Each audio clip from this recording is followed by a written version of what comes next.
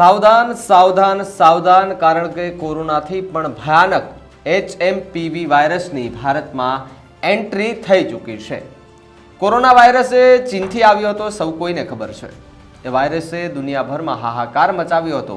અનેક દેશોમાં કોરોનાના કારણે લોકડાઉન લગાવી દેવામાં આવ્યું હતું અને લાખો લોકોના કોરોનાના કારણે મોત થયું હતું। પણ હવે સમાચાર એવા મળ્યા છે કે કોરોનાનો પણ બાપ HMPV વાયરસે ચીનમાં હાહાકાર મચાવ્યો છે અને ઇમરજન્સી લગાવી દેવામાં આવી છે। સાથે સાથે આ વાયરસ ભારતમાં પણ ઘૂસી ગયો છે। બેંગ્લોર અને કર્ણાટકમાં 2 કેસ નોંધાયા છે।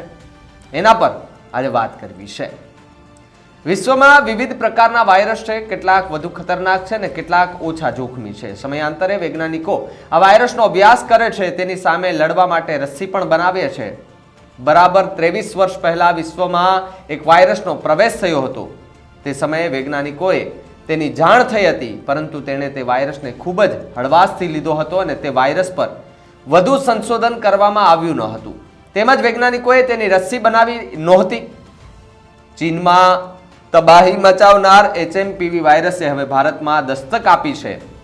બેંગલુરુની એક ખાનગી હોસ્પિટલમાં 8 મહિનાના બાળકમાં માનવ મેટામ્યુ વાયરસ HMPV નો કેસ મળી આવ્યો છે।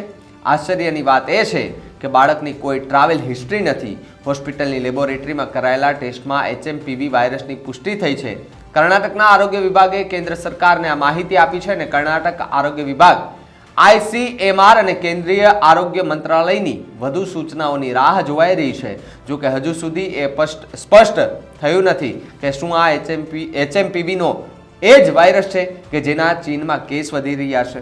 ચીનમાં કોવિડ જેવા HMPV વાયરસને કારણે ભારત સરકાર પણ એલર્ટ મોડ પર જોવા મળી રહી હોય તે પ્રકારનું પણ આપણે કહી શકીએ છીએ। મહારાષ્ટ્રનો આરોગ્ય વિભાગ એલર્ટ પર છે। આટલું જ નહીં, કેરળ અને તેલંગાણાની સરકારે પણ કહ્યું કે તેઓ ચીનમાં વાયરસ, તાવ, વ્યસન, ચેપના મોટા પાયે કેસોમાં સમાચારથી નજર રાખી રહ્યા છે અને અત્યારે ગભરાવાની જરૂર નથી। મહારાષ્ટ્ર સરકારના આરોગ્ય વિભાગે નાગરિકોને ગભરાવાની જરૂર નથી તેવું કહ્યું છે, પરંતુ સાવચેત રહેવાની સલાહ આપી છે। અધિકારીઓને શરદી અને ઉધરસના દર્દીઓનો નિયમિત સર્વે કરવાનો આદેશ આપવામાં આવ્યો હતો, તેમજ સ્વચ્છતાના નિયમોનું પાલન કરવાના આદેશ પણ આપવામાં આવ્યા છે।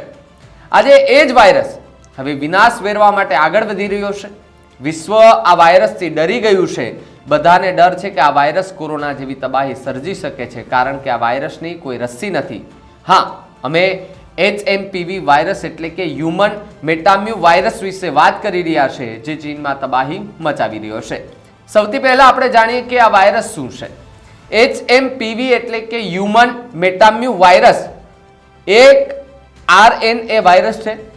તે ન્યુમોવેરિટે પરિવારના મેટામ્યુ વાયરસ વર્ગનું માનવ છે અને માનવ મેટામ્યુ વાયરસ એ સામાન્ય વ્યસન વાયરસ છે।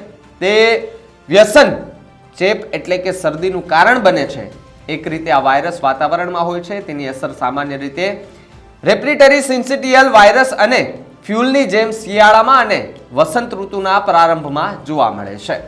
શું HMPV વાયરસ કોરોના વાયરસ જેટલો જ ખતરનાક છે? આ વાયરસ ક્યારે આવ્યો? ખરેખર HMPV એ નવો વાયરસ નથી। અમેરિકાના centre for disease control and prevention અનુસાર આ વાયરસ પૃથ્વી પર 23 વર્ષથી છુપાયેલો છે। તેઓ સૌપ્રથમ 2001માં આ વાયરસ શોધાયો હતો અને નિષ્ણાંતો કહી રહ્યા છે કે કેટલાક સેરોલોજિક પુરાવા સૂચવે છે કે આ વાયરસ વર્ષ 1958 થી ફેલાઈ રહ્યો છે। HMPV એ RSV સાથે મ્યુટેરિડેટ પરિવારનો છે ને તે સામાન્ય વ્યસન રોગકારક રોગ તરીકે સમગ્ર વિશ્વમાં ફેલાય છે। તે મુખ્યત્વે ખાંસી અને છીંક દ્વારા ઉત્પાદિત બૂંદ દ્વારા ફેલાય છે। હવે આ વાયરસ ચીનમાં તબાહી મચાવી રહ્યો છે। તે સામાન્ય વ્યસન રોગકારક રોગ તરીકે સમગ્ર વિશ્વમાં ફેલાઈ રહ્યું છે। તે મુખ્યત્વે ખાંસી અને છીંક દ્વારા ઉત્પાદિત બૂંદ દ્વારા ફેલાય છે અને આ વાયરસ ચેપગ્રસ્ત લોકોના નજીકના સંપર્ક અને દૂષિત વાતાવરણના સંપર્ક દ્વારા પ્રસારિત થઈ શકે છે। આ વાયરસ માટે મોટાભાગે બાળકો અને વૃદ્ધો પર હુમલો કરે છે અને આ વ્યસન અને ફેફસાની નળીઓ છે તેની અંદર ચેપ લાગે છે, જેના કારણે ઉધરસ અને શ્વાસ લેવામાં તકલીફ થાય છે। ગળામાં દુખાવો, માથાનો દુખાવો, થાક, ઉધરસ, તાવ, શરદી અને નાકમાંથી પાણી વહેવા લાગે છે। આ આખી અસર છે તે પણ જોવા મળી રહી છે. એવું માનવામાં આવે છે કે આ વાયરસના ચેપનો સમયગાળો 3 થી 5 દિવસનો છે અને આ વાયરસ આખા વર્ષ દરમિયાન મળી શકે છે, પરંતુ તે શિયાળા અને વસંતમાં સૌથી વધુ જોવા મળે છે. આ જ કારણે ચીનમાં લાખો લોકો તેનો ભોગ બન્યા છે, જેના કારણે લોકોના ચહેરા પર માસ્ક દિવસો ફરી આવ્યા છે અને ભારત સરકારે લોકોને સાવચેત રહેવા માટે પણ કહ્યું છે, કારણ કે ભારતમાં પણ આ વાયરસના કર્ણાટકમાં 2 કેસ અને બેંગ્લોરમાં 1 કેસ નોંધાતા અફરાતફરીનો માહોલ સર્જાયો છે. આ વાયરસને લઈને શું કરવું એની પર ચર્ચા કરીએ તો જ્યારે ઉધરસ અથવા તો છીંક આવે ત્યારે મોઢું અને નાકને રૂમાલ અથવા તો ટીશ્યુથી ઢાંકવું, નિયમિત રીતે હાથ સાબુ અને પાણીથી ધોવા કે રોનેટાઇઝરનો ઉપયોગ કરવો, ભીડભાડવાળા સ્થળોથી દૂર રહેવું અને ફ્લૂથી પીડિત વ્યક્તિઓથી ઓછામાં ઓછું 1 હાથનું અંતર રાખવું. તાવ, ઉધરસ કે છીંક આવે તો જાહેર સ્થળો પર જવાનું ટાળવું જોઈએ. વધુ પાણી પીવું અને પૌષ્ટિક ખોરાક ખાવો જોઈએ. પ્રબળ પ્રતિરોધક શક્તિ માટે પૂરતી ઊંઘ લેવી પણ જરૂરી છે. બીમારીઓ ફેલાવતી અટકાવવા માટે યોગ્ય વેન્ટિલેશનવાળા વાતાવરણમાં રહેવું જોઈએ. વ્યસનને લગતા લક્ષણો જણાય તો ઘરમાં જ રહેવું, બીજાઓ સાથે સંપર્ક મર્યાદિત કરવો અને તાત્કાલિક નજીકના સરકારી દવાખાનાનો સંપર્ક કરવો. આ વાયરસને લઈને શું ન કરવું તેના પર ચર્ચા કરીએ તો આવશ્યક ના હોય તો આંખ, નાક કે મોઢાને સ્પર્શ ન કરવો. ચેપગ્રસ્ત વ્યક્તિઓને વ્યક્તિગત ચીજ વસ્તુઓ જેમ કે ટુવાલ, માલ અથવા તો અન્ય વાસણો બીજા વ્યક્તિના સંપર્કમાં કે જે ઉપયોગમાં ના આવે તેનું ધ્યાન રાખવું.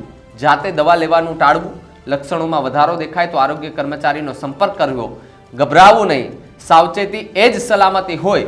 આ માર્ગદર્શિતાનું અવશ્ય પાલન કરવું પણ જરૂરી છે.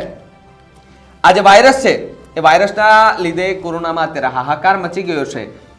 હવે ભારતની અંદર પણ લગભગ 3 જેટલા કેસો, કર્ણાટકમાં 2 અને બેંગ્લુરુમાં 1 કેસ નોંધાયો છે. તેને લઈને ભારતનું જે આરોગ્ય વિભાગ છે તે પણ ક્યાંક હરકતમાં આવ્યું છે. હવે આગળ શું નિર્ણય લે છે અને આ વાયરસ કેટલો ખતરનાક હોઈ શકે છે તો સમય આવતા જ ખબર પડશે. પરંતુ આ મુદ્દે તમારું શું માનવું છે એમને કમેન્ટ કરીને ખાસ જણાવજો. તો આવા જ વધુ સમાચાર માટે આપ જોતા રહો ન્યૂઝરૂમ ગુજરાત.